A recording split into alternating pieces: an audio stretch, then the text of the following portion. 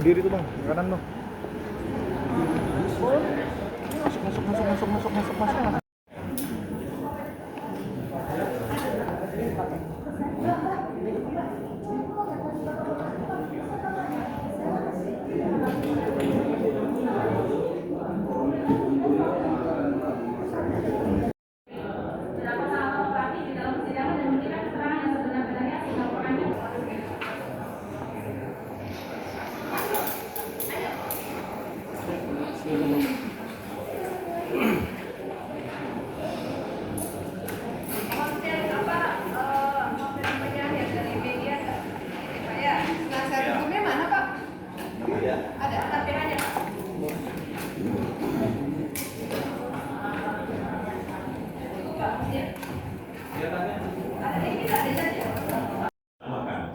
Maka hakim dapat memutus, apakah kalimatnya hakim dapat memutus berdasarkan dakwaan jaksa.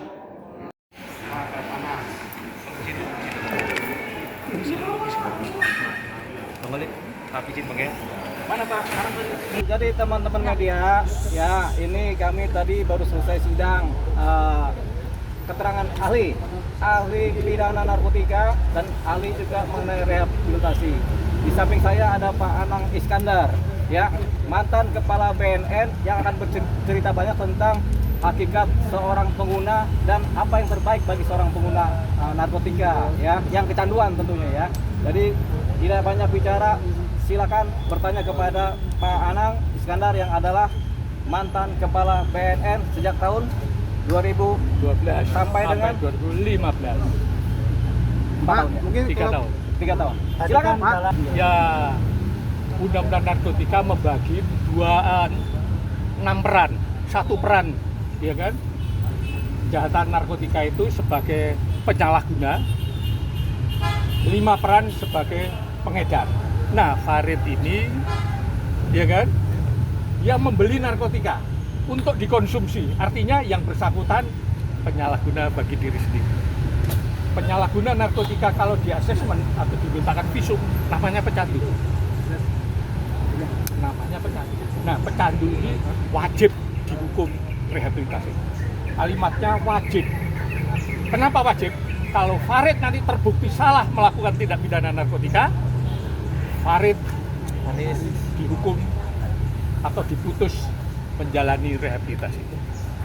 Tapi kalau terbukti Farid nanti tidak bersalah melakukan tindak pidana narkotika, maka Farid ditetapkan.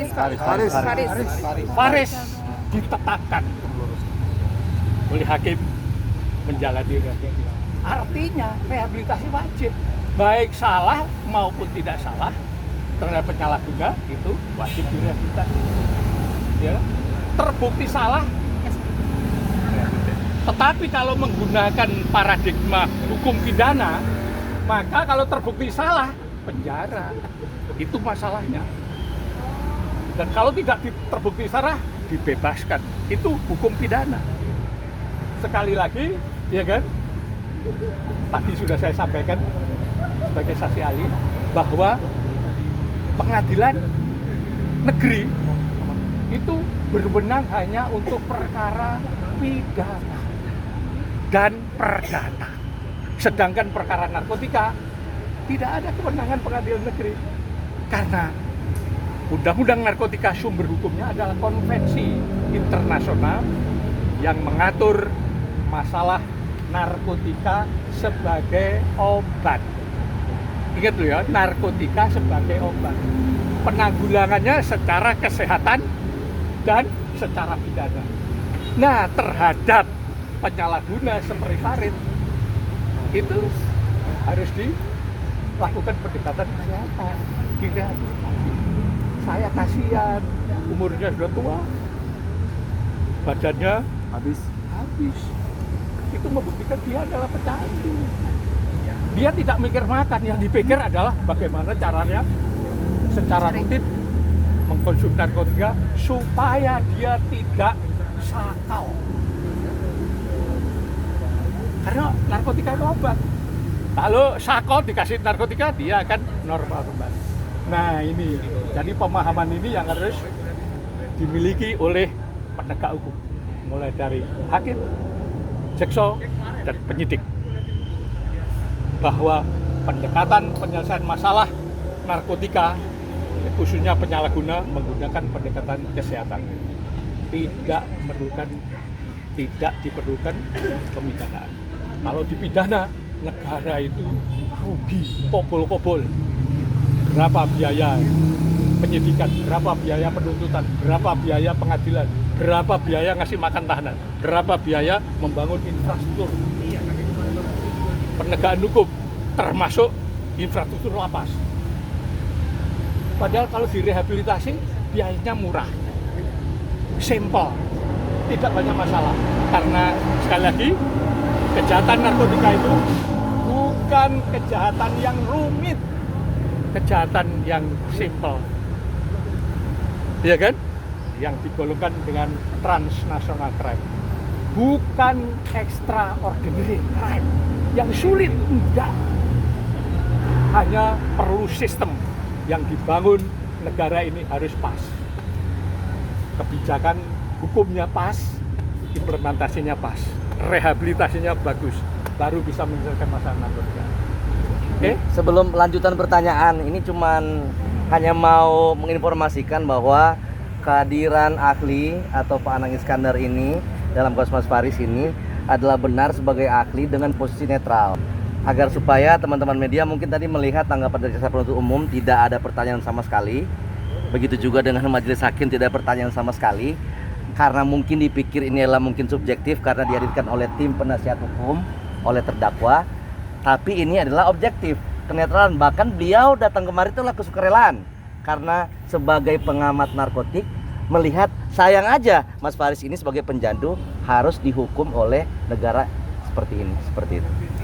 Ya, itu harus digarisbawahi. Terima kasih teman-teman media. Setelah mendatangkan keterangan ahli, nanti ada penuntutan. Cuman kan tadi sudah disampaikan oleh saksi ahli bahwasanya status pengguna dan pengedar beda. Kalau pengguna tidak perlu disidang, ya. Kalau pengedar disidang dipidanakan, begitu. Memang belum ada khusus pengadilan narkotika, tapi pengadilan negeri berwenang untuk pengedar. Tapi kalau untuk pengguna ini memang seharusnya langsung direhab. Makanya kepekaan dari penyidik, kepekaan dari majelis hakim untuk menentukan apakah seseorang itu pengedar atau pengguna. Nah, ini kita sudah dapat fakta-fakta dari persidangan terdahulu bahwasanya seorang Faris RM memang adalah pengguna berat yang pernah direhab tapi kemudian masih kecanduan sedikit sehingga dia menggunakan lagi. Jadi karena dia pengguna, pasal-pasal yang didakwakan semua kan adalah pasal mengenai pengedar. Pasal 114 pengedar, pasal 111 pengedar, pasal 112 pengedar. Sementara Faris RM adalah pengguna. Harapan kita penuntutan ini juga mengikuti pola-pola yang sudah ada dalam persidangan, bukti-bukti dan fakta-fakta, sehingga tuntutannya harusnya lepas atau tuntutannya adalah rehabilitasi. Tapi itu harapan kami sebagai pengacara. Tapi kami berharap banyak kepada majelis hakim nanti ketika kita mengajukan pledoi dan permohonan untuk mengajukan rehabilitasi, ini kemudian mudah-mudahan harapannya diterima oleh majelis hakim. Amin. Berdasarkan fakta-fakta dan bukti-bukti yang ada. Nah, sidang selanjutnya adalah di minggu depan tanggal 21 Juli itu mengenai penuntutan dari jaksa penuntut umum.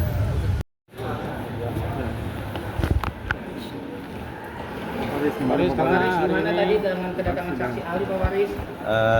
Ya masih proses lah. Ya.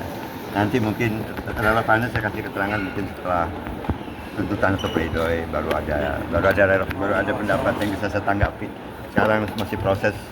Saya percaya kepada proses hukum yang berjalan. Saya mengucapkan terima kasih pada semua pihak, juga kepada media tentu saja, dan pada masyarakat, pada keluarga saya khususnya yang mensupport dengan doa dan cara yang terbaik. Saya akan jalani proses hukum dan saya menghormati keputusan. Terima kasih. Mau Faris puas nggak dengan saksi yang tadi? Oke aja, alhamdulillah saya menerima segala keputusan akhir nantinya. Terima kasih. Mungkin yang diharapkan Mbak Faris seperti apa?